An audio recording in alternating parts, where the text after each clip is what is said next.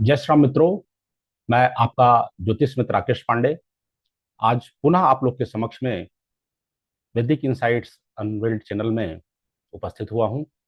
और साथियों, आप लोग का मैं स्वागत करना चाहूंगा। तो साथियों, जैसा कि हम सब पिछले वीडियोस में गुरु और शुक्र की महत्ता को समझे थे कि वैवाहिक जीवन में गुरु और शुक्र का क्या महत्व है।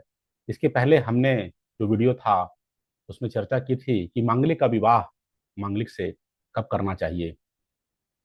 तो साथियों, आज के समय में मांगलिक दोष को इतना अधिक चर्चा में लाया गया है कि लोग तो अपने जब विवाह का पेपर में एडवर्टाइजमेंट देते हैं तो उस समय तो स्पष्ट रूप से लिख देते हैं कि लड़का मांगलिक है और उसके लिए मांगलिक लड़की ही चाहिए, या लड़की मांगलिक है उसके लिए मांगलिक लड़का ही चाहिए। ऐसा करके वो लोग अपने लिए ऑप्शंस की कमी कर देते हैं। जबकि क्या हमको सिर्फ मंगल को ही देखकर डिसीजन ले लेना चाहिए? क्या अन्य 8 ग्रहों का पत्रिका में कोई भी इंपॉर्टेंस नहीं है? तो हमने यह सब समझने की कोशिश की थी और आज हम समझेंगे कि मंगल को जो दोष बनाता है, मंगल पत्रिका में मांगलिक दोष बनाता है, उसका परिहार कैसे संभव है। और ये तो हमने पहले ही डिस्कस किया है कि मंगल को कितनी इंपॉर्टेंस देनी चाहिए और कब मंगल मांगलिक दोष सीरियसली बनाता है और कब इसको उतना सीरियस लेके नहीं चलना चाहिए। तो साथियों, चलिए हम आगे आज अपनी चर्चा को बढ़ाते हैं एक छोटे से प्रेजेंटेशन के माध्यम से। तो साथियों, हम चलिए शुरू करते हैं कि मांगलिक दोष को पत्रिका में कैसे समझें। तो साथियों, जैसे हम जानते हैं, एक बहुत अच्छा श्लोक है जो एक पंक्ति में ही मांगलिक दोष को हमें बताता है कि लग्ने व्यये च पाताले जामित्रे च अष्टमे कुजे कन्या भर्तु विनाशाय भर्ता कन्या विनाशकः। यदि मंगल आपकी पत्रिका में, लग्न पत्रिका में पहले, चौथे, सातवें, आठवें या 12वें भाव में कहीं पर भी बैठा हो तो ऐसा जातक मांगलिक होता है। और यदि यह दोष वर की पत्रिका में हो तो कन्या का विनाश करता है, और कन्या की पत्रिका में हो तो अपने पति का विनाश करती है। कन्या भर्तु विनाशाय भर्ता कन्या विनाश का। तो एक दूसरे के लिए ये विनाशक कहे गए हैं, मतलब शारीरिक रूप से एक दूसरे के को कष्ट पहुंचाने का काम करते हैं। तो साथियों, लेकिन सिर्फ ये जो श्लोक बताया गया है इसमें मंगल के नैसर्गिक स्वभाव को लिया गया है। जैसे हम जानते हैं कि मंगल एक नैसर्गिक अशुभ ग्रह है और बड़ी फोर्स के साथ, बड़ी तीव्रता के साथ अपने परिणाम को मंगल देना चाहता है। इसलिए साथियों, मंगल को मांगलिक दोष के लिए लिया गया है। काल पुरुष में लग्न और अष्टम का स्वामी होने के कारण अष्टम भाव अचानक से चोट, चपेट, दुर्घटना, कोई भी अचानक से घटने वाली घटना जिसका हम कल्पना भी नहीं कर सकते हैं, ऐसी कोई भी घटना घट सकती है। इसलिए मंगल को उसका जिम्मेदार माना गया। और पहले, चौथे, सातवें, आठवें भाव में और 12वें भाव में कहीं पर भी मंगल बैठा हो तो किसी न किसी तरीके से उस सप्तम भाव को प्रभावित करता है अपनी दृष्टि से या वहां पे बैठ के। तो ऐसे कारण से ऐसे जातक को मांगलिक कहा गया है। लेकिन 8वें भाव में बैठा मंगल डायरेक्ट रूप से सप्तम को प्रभावित नहीं करता है, लेकिन पति के सौभाग्य के लिए भी अष्टम स्थान को देखा जाता है। इसलिए अष्टम स्थान ससुराल का भी है। तो इन सब कारणों से अष्टम भाव को भी मंगल की स्थिति को वहां पर मांगलिक दोष के लिए लिया गया है। तो साथियों, जब भी हम पत्रिका में मंगल दोष को देखते हैं तो बहुत सारे विचारणीय बिंदु होते हैं जिनको हमें सोचने की, समझने की और जानने की जरूरत है। उसके बिना किसी भी प्रकार के मांगलिक दोष को बता देना और उसका मिथ्या प्रचार करना सही नहीं होगा। तो साथियों, हमें सबसे पहले यह देखना चाहिए कि मंगल पत्रिका में किस भाव का स्वामी है। केंद्र का स्वामी है, कि त्रिकोण का स्वामी है, कि त्रिक भाव का स्वामी है, कि मारक भाव का स्वामी है, कि त्रिषडाय भाव का स्वामी है। साथियों, जैसा हम जानते हैं कि पहला, चौथा, सातवां, 10वां भाव हमारे केंद्र के भाव होते हैं। पहला, पांचवा, नवा त्रिकोण के भाव होते हैं। 6, 8, 12 को त्रिक भाव कहते हैं, इसे दुख भाव भी कहा जाता है। और दूसरे और सातवें भाव को मारक भाव भी कहते हैं। तीसरा, छठा, 11वां भाव त्रिषडाय भाव कहलाता है, जो कि एक अशुभ स्थान होते हैं पत्रिका में।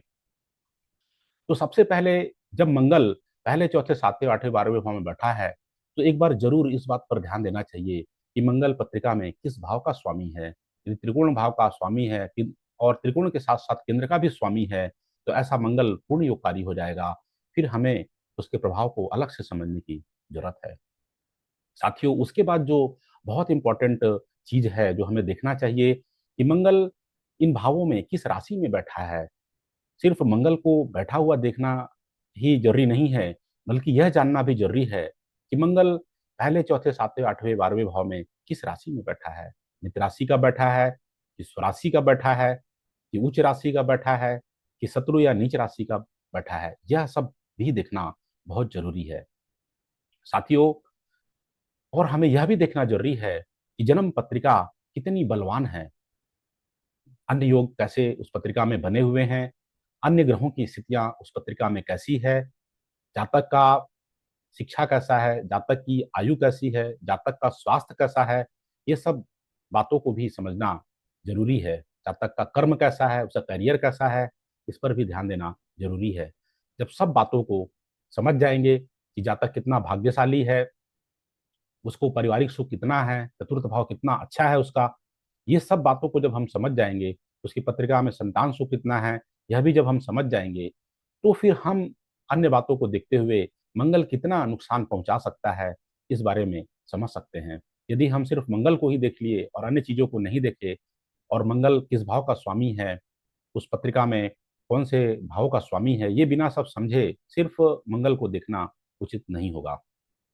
साथियों, फिर हमें यह भी देखना चाहिए कि क्योंकि मंगल को जो हमेशा लिया गया है वैवाहिक सुख के लिए, दाम्पत्य सुख के लिए इसका विचार किया जाता है, तो सप्तम भाव, सप्तमेश, और जो पुरुष जातक होते हैं और जो स्त्री जातक है, दोनों के लिए शुक्र कारक ग्रह है। और गुरु जो है, स्त्री जातक की पत्रिका में गुरु कारक ग्रह है पति के लिए। इसलिए शुक्र और गुरु का बल भी देखना जरूरी है, जिसकी चर्चा हमने पिछले वीडियो में की थी। साथियों, यदि आप लोग नए हैं और उस वीडियो को नहीं देखे हैं, तो जरूर जाकर गुरु और शुक्र के बारे में पढ़िए। बहुत अच्छा वीडियोस बना है और आप लोग को बहुत अच्छी ज्ञानवर्धक चीजें उन वीडियोस में मिलेंगी। साथियों, फिर हमें यह देखना भी जरूरी है कि जातक को जन्मकालीन दशा क्या मिली है, क्योंकि जन्मकालीन दशा यदि अच्छी मिल जाए, तो आने वाले समय में कितनी भी चैलेंजिंग परिस्थितियां मिले, जातक अपने जीवन को अच्छा निकाल ले जाता है। और यदि जन्मकालीन दशा अच्छी नहीं है, तो फिर आगे कितनी भी अच्छी दशाएं मिले, कुछ न कुछ परेशानी जातक के जीवन में लगी रहती है। साथियों, साथ में वर्तमान दशा क्या चल रही है और अंतरदशा क्या चल रही है, यह भी विचार करना बहुत इंपॉर्टेंट है। तो साथियों, अब हम समझते हैं कि मंगल दोष का परिहार कैसे किया जा सकता है। तो बहुत सारे सूत्र दिए गए हैं। मैंने मुहूर्त चिंतामणि से कुछ सूत्र लिए हैं।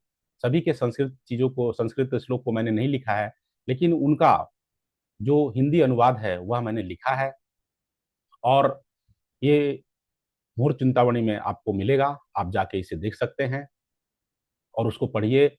और उसमें यह जानने का आप समझ सकते हैं कि किन किन परिस्थितियों में मांगलिक दोष का परिहार हो जाता है। तो पहला है, बहुत अच्छा सुंदर श्लोक है। इसके बारे में तो सभी लोग जानते हैं कि कुज दोषवती देया, कुज दोषवते किल, नास्ति दोषो ना चानिष्टम, दाम्पत्यो सुखवर्धनम। तो यह तो सब कोई जानते हैं, ऐसा कोई नहीं है जिसको इसको नहीं जानता होगा।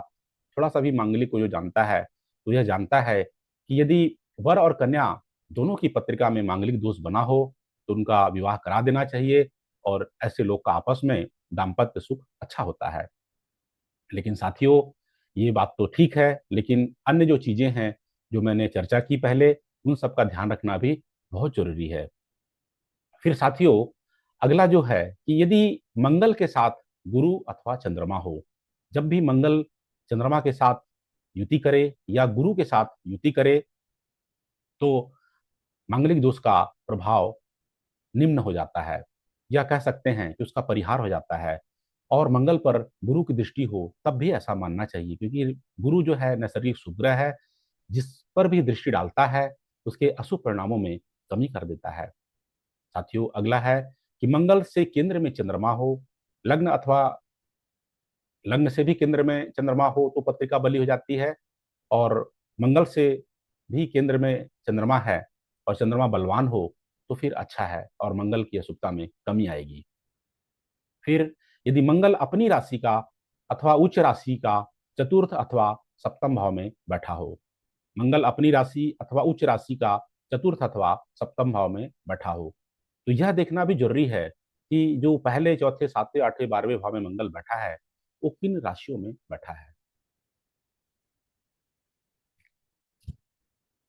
तो साथियों, फिर आगे है कि कर्क और सिंह लग्न के लिए मंगल पूर्ण योगकारी होता है। यदि किसी जातक की जन्म पत्रिका कर्क लग्न की है और यदि सिंह लग्न की है तो ऐसी पत्रिकाओं में मंगल पूर्ण योगकारी बनते हैं, केंद्र और त्रिकोण दोनों के स्वामी बनते हैं, तो उन्हें तात्कालिक शुभता प्राप्त हो जाती है। और फिर वो जो उनकी जो अशुभता है, अशुभ परिणाम देने की जो उनकी टेंडेंसी है, तो उसमें बहुत कमी आ जाती है। तो ऐसे लग्न वालों के लिए मांगलिक दोष को देखते समय सावधानी रखना चाहिए।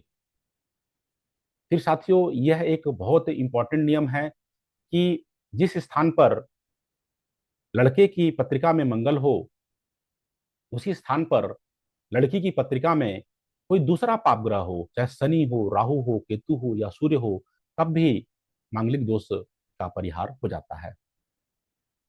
फिर केंद्र स्थानों पर बलवान गुरु या शुक्र ग्रह बैठे हों, कहते हैं कि यदि गुरु लग्न में बैठा हो तो 1.25 लाख दोषों का समन करता है।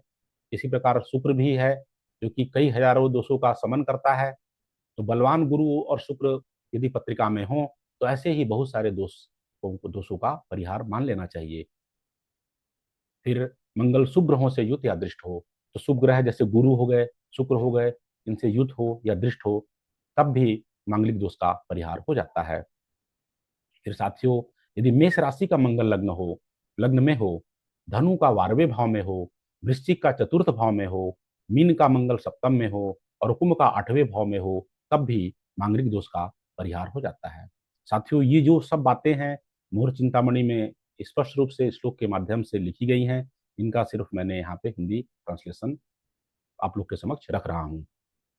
तो जब भी मंगल स्वराशि का होगा तो स्वराशि का जो ग्रह होता है, और यहाँ पे मेष राशि का मंगल जब लग्न में होगा तो मंगल खुद ही लग्नेश हो जाएगा, और धनु का 12वें में जब होगा तो अपनी ही मतलब मित्र राशि में मंगल बैठा होगा 12वें घर में, और वृश्चिक का चतुर्थ में होने से फिर से चतुर्थ भाव में स्वराशि का मंगल बैठेगा, और मीन का मंगल सप्तम में पुनः अपने मित्र राशि में बैठा हुआ है, और कुंभ का 8वें भाव में होने से ये जो है आपका सिंह लग्न की पत्रिका बनेगी, और इसमें फिर जो मंगल है आपका पूर्ण योगकारी हो जाता है।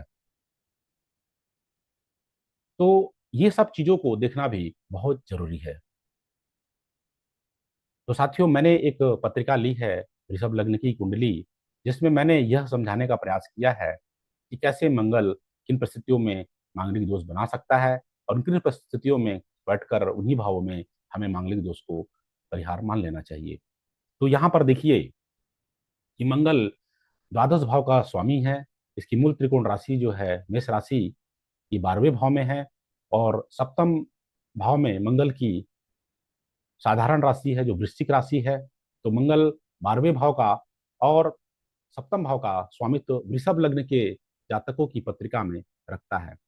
अब साधारणतः तो यह कह दिया जाता है कि मंगल पहले, चौथे, सातवें, 8वें, 12वें भाव में बैठा हो तो मांगलिक दोष लग जाता है। यहाँ पर तो मंगल बहुत अच्छा ग्रह है भी नहीं इस पत्रिका के लिए, फिर भी साथियों यह देखने और समझने की जरूरत है कि मंगल जब बैठा है तो देखिए यहाँ लग्न में बैठा है मंगल, तो सप्तम भाव को अपने ही घर को देख रहा है। तो जो भी ग्रह अपने घर को दिखता है तो उस भाव को बलि करता है, उस भाव के वो अच्छे फल ला के देता है। और दाम्पत्य सुख के लिए ही मांगलिक दोष को देखा जाता है। तो हम कैसे कहें कि मंगल की दृष्टि से ये सप्तम भाव खराब हो रहा है? यहाँ तो हमें कहना पड़ेगा कि मंगल की दृष्टि से सप्तम भाव अच्छा हो रहा है, वैवाहिक सुख को देगा मंगल यहाँ पर। फिर यहाँ पर देखिए कि मंगल बैठा है चतुर्थ भाव में, अपने मित्र राशि में बैठा है, और यहाँ से चौथी दृष्टि से अपने फिर से सप्तम भाव को देख रहा है, तो फिर से अपने ही घर को देख रहा है। तो हम कैसे कह सकते हैं कि यहाँ पे मंगल वैवाहिक जीवन में परेशानी खड़ा करेगा? ऐसा हमें ना कहकर यह कहना पड़ेगा कि मंगल के कारण ये वैवाहिक जीवन सुखद होगा। फिर सप्तम भाव में तो मंगल वृश्चिक राशि का अपने ही घर में बैठा है, तो जो भी ग्रह अपने घर में बैठता है वो अपने भाव को मजबूत बनाता है और भाव के शुभ फल देता है। तो देखिए यहाँ पर हम देखें तो इस पहले चौथे सातवें तीनों भाव में मंगल यदि अलग अलग स्थितियों में बैठा है, लेकिन सभी जगह यह सप्तम के लिए तो अच्छा ही हो जा रहा है। फिर देखिए साथियों, यहाँ पे जो मंगल बैठा है अष्टम भाव में, यहाँ पर भी यह मित्र राशि का बैठा है। तो यहाँ पर भी ये इसके अशुभ परिणामों में बहुत कमी हो जाएगी, क्योंकि मित्र के घर में बैठा है और गुरु की राशि में भी बैठा है। फिर यहाँ पर जो मंगल बैठा है देखिए द्वादश भाव में, यहाँ पर अपनी राशि का स्वराशि का बैठा है मंगल, और यहाँ से जो देख रहा है अष्टम दृष्टि से सप्तम भाव को, तो पुनः ये सप्तम भाव को बल प्रदान कर रहा है और वैवाहिक जीवन को सुखद कर रहा है। तो फिर हम कैसे कह सकते हैं कि 12वें भाव में बैठा मंगल सप्तम भाव को बिगाड़ेगा और मांगलिक होकर जातक के वैवाहिक सुख में पीड़ा पहुंचाएगा? इसलिए साथियों, ये कोई भी पत्रिका में दोष बताने के पहले बहुत सारी चीज़ों को देखना और समझना ज़रूरी है। फिर यहाँ पर साथियों मैंने एक सिंह लग्न की पत्रिका ली है, जिसमें मंगल देखिए यहाँ पे नवम भाव का स्वामी होता है। इसकी मूल त्रिकोण राशि मेष राशि जो है नवम भाव में है, और इसकी जो साधारण राशि है वृश्चिक राशि ये चतुर्थ भाव में है। तो केंद्र का स्वामी होने के कारण, केंद्र के स्वामी यदि अशुभ ग्रह हों तो अपनी अशुभता छोड़ देते हैं, और त्रिकोण के स्वामी तो सदा शुभ फल देते हैं। यह बहुत अच्छे से बताया गया है शास्त्रों में कि त्रिकोण के स्वामी शुभ फल देते हैं यदि वो अच्छी स्थिति में हो। तो यहाँ पर देखिए कि मंगल पूर्ण योगकारी हो गया, और ऐसा मंगल यदि पहले चौथे सातवें आठवें 12वें कहीं भी किसी भी भाव में बैठा है, तो ऐसे मंगल पर उसको मांगलिक दोष बताने के पहले हमें बहुत सावधानी से और सतर्कता से बताने की आवश्यकता है। देखिए यहाँ पे मंगल भाग्येश होकर लग्न में आया, सुखेश होकर लग्न में आया, तो जातक अपने जीवन में कितना सुखी होगा, कितना भाग्यशाली होगा। फिर यहाँ पे सप्तम सप्तम भाव में शत्रु दृष्टि से देख रहा है, लेकिन है तो पूर्ण योगकारी ग्रह, तो कितनी ये अशुभता दे पाएगा, कितना ये खराब करेगा सप्तम भाव को, यह भी सोचने और समझने की जरूरत है। फिर देखिए साथियों, यहाँ चतुर्थ भाव में तो मंगल स्वराशि का बैठा है। जब स्वराशि का ग्रह होता है तो उसके नैसर्गिक अशुभता में कमी आ जाती है, और यहाँ पुनः फिर ये पूर्ण योगकारी ही है मंगल, तो इसमें सप्तम भाव पे इसकी दृष्टियों का उतना बुरा प्रभाव हमें लेकर नहीं चलना चाहिए। फिर यहाँ पे मंगल तो बैठा हुआ है, तो पूर्ण योगकारी ग्रह जिस भाव में जाता है उस भाव के अच्छे फल देता है, तो यहाँ पे वैवाहिक सुख भी अच्छा देगा, बिजनेस वगैरह में भी अच्छा करेगा। हाँ, लेकिन जो नैसर्गिक अशुभ ग्रह होते हैं उनमें कुछ अशुभता होती है, तो हो सकता है कि स्वभाव में थोड़ी सी उग्रता रहे, लेकिन फिर भी सब चीजों को बैलेंस करके जातक चलेगा और बहुत अच्छा परिणाम यहाँ पे मिलेगा। यहाँ पर देखिए अष्टम भाव में मंगल बैठा है, यहाँ पे मित्र राशि का बैठा है, तो यहाँ पर भी मंगल को हम उतना खराब नहीं कहेंगे, क्योंकि ये जो है पूर्ण योगकारी मंगल है। इन लग्न के लिए मंगल उतने अशुभ फल नहीं देते हैं।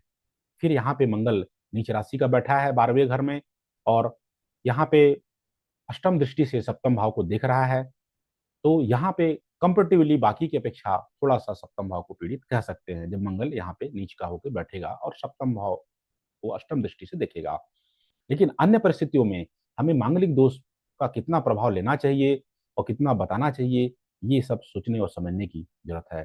तो साथियों, मुझे उम्मीद है कि ये बहुत अच्छा आप लोग को लगा होगा, और आप लोग वैदिक इनसाइट्स अनवेल्ड चैनल को लाइक करें, सब्सक्राइब करें और अपने मित्रों तक शेयर करें, और मेरा उत्साहवर्धन करते रहें। आगे साथियों मैं कुछ और भी मांगलिक दोष परिहार पर कुछ सूत्र लेके आऊंगा जो कि शास्त्र सम्मत ही है। मैं अपने मन से कोई भी बातें नहीं रख रहा हूँ, जो सब चीजें शास्त्रों में लिखी गई हैं वही मैं आप लोग के समक्ष में रख रहा हूँ। धन्यवाद साथियों, जय श्री राम।